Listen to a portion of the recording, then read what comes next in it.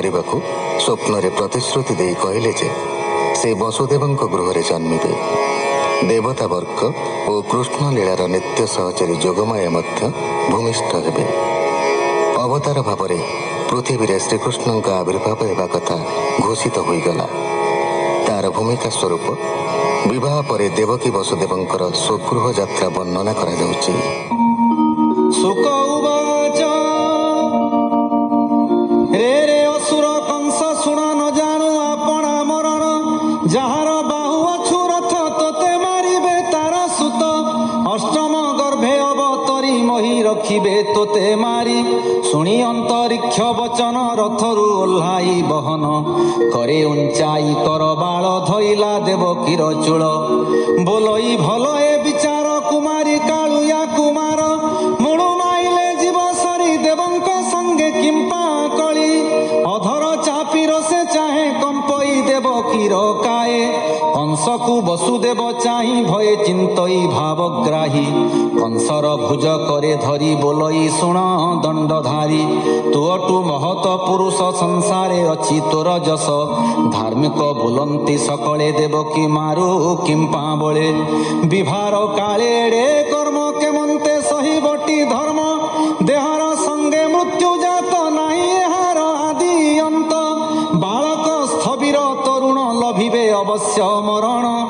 ଦେହ ବହିଲେ ନିଶ୍ଚେ ମରି ମରଣ ଛାରେ କିମ୍ପା ଡରି, ଏ ଜୀବ ମରଣ ନିକଟେ ବେଗେ ଚିନ୍ତଇ ଅନ୍ୟ ଘଟେ, ଏହାର କଲା କର୍ମ ମାନ ତେଣୁ ହୁଅନ୍ତି ସାବଧାନ, କର୍ମର ବଶ ହୋଏ ଜନ୍ତୁ ଜନ୍ମ ମରଣ କର୍ମ ହେତୁ, ଯୋକ ଯେ କଇ ଚରଣେ ଯେ ସନେ ସଞ୍ଚରଇ ତୃଣେ, জীব যে কর্মে সঞ্চারই জন্ম মরণ নাম বহি, নিদ্রারে যে সনে স্বপন দেখিণ পাশ রহি মন, দেহরে থাই যেতে করি জীব ছাড়িলে তাপাসরি, করই পরলোক ভোগ পুଣି রজ বীর্য যোগ, জন্মিণ পাশ রই তাহা এমন্ত অনাদির মায়া।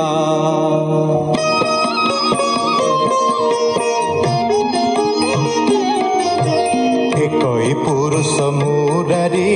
সকল ঘটে ছন্তি পুরী, সতেক জল ঘট থই চাহিলে আকাশ দিশই,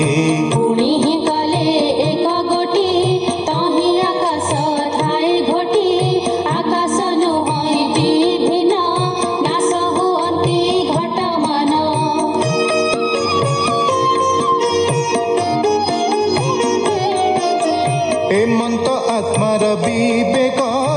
ଏହା ଜାଣନ୍ତି ଜ୍ଞାନୀ ଲୋକ,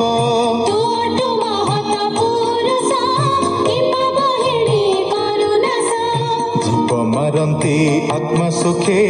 ଅନ୍ତେ ହିଁ ପଡ଼ନ୍ତି ନରକେ, ଏ ସାନ ବହେଣୀ ତୋହର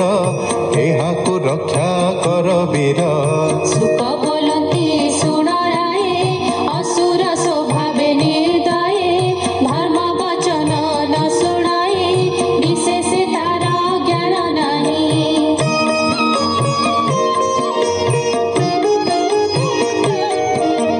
ଭିଣୋଇ ବୋଲ ନ ଶୁଣିଲା ପୁଣି ହିଁ ହାଣି ବି ବୋଇଲା,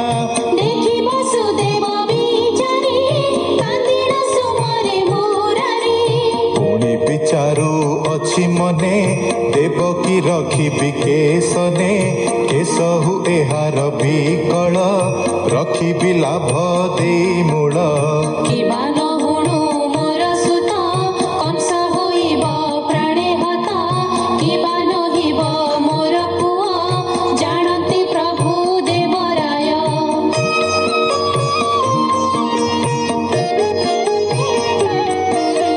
ହେମନ୍ତେ ମନେ ବିଚାରିଲା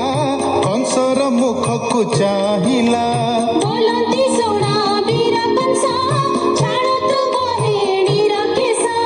ଏହାର ସୁତ ତୋତେ ମାରି ଏ ତୋର ନୁହଇ ବୈରୀ, ଏ ଯେତେ ଶିଶୁ ପ୍ରସବିବ ତୋର ନିକଟେ ଦେବି ସର୍ବ, ତୁଅଟୁ ପୁରୁଷ ମହତ ଏ ମୋର ତିନି ବାର ସତ୍ୟ, ଶୁଣନ୍ତୁ ଦଶ ଦିଗ ଲୋକେ ଏଠାରେ ଅଛନ୍ତି ଯେ ଥୋକେ,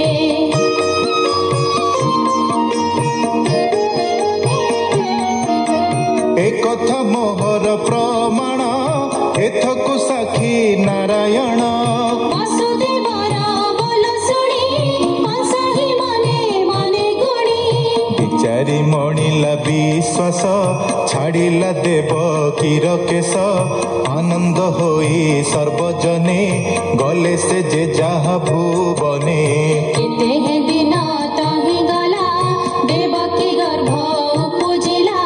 बरस बरस के सुता होइला एकई दुहिता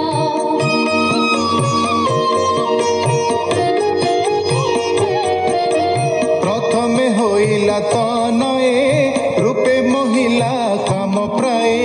सुतकु देखि वसुदेव विकळे चिताई माधव ए सुत देवई के मन्ते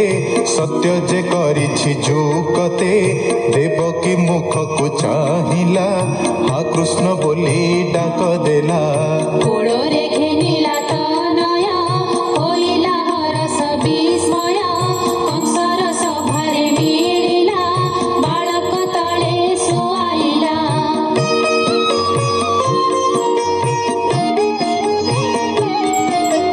देखि चकित सभाजने कंस विचारु अछि मने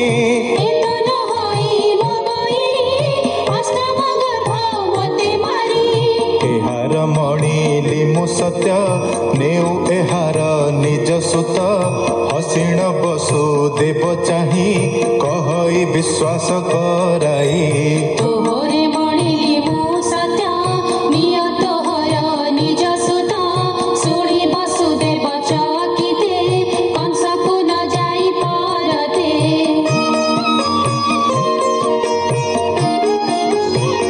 क्षण के रहीण बिचारी पुणी कुमर कोळे धरी बाटरे कराई विचार दुष्ट दानव दुराचार एबे मुने भी बाहुड़ाई पुणी मारिब कंस नहीं देवकी कष्ट हेब बड़ किस करिबी मुहि राढ़ हरि भी